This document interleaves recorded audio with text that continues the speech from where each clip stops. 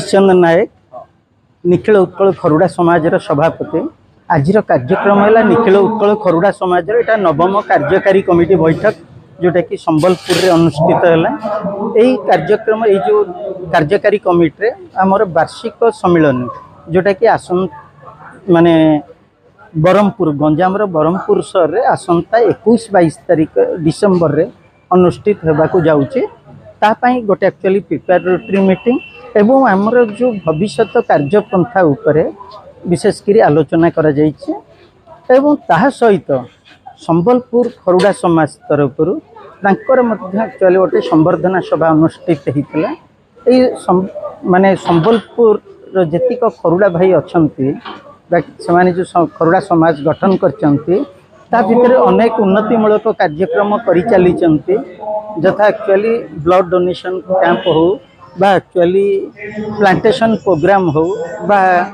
माने एक्चुअली खाद्य बंटन गरीबों को खाद्य बंटन हो बहुत सुंदर भाव में एक्चुअली समापन करुँच कार्यक्रम एवं मुझे शुणा पाँच आसंता अगस्ट 15 दिन से मेगा ब्लड डोनेशन कैंप गोटे करने जाऊँच आमर मुख्य उद्देश्य आमर ये खरुड़ा जातिर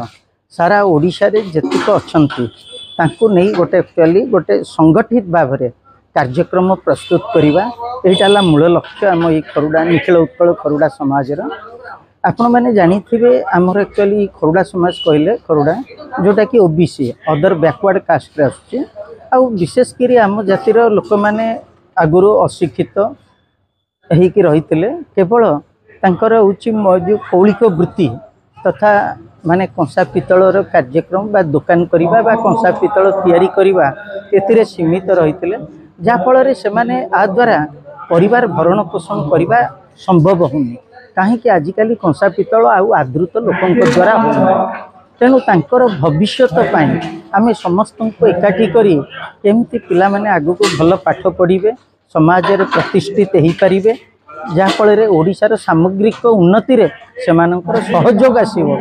एया को आखि आगे रखी एई प्रकार एक्चुअली कार्यक्रम आमर चल।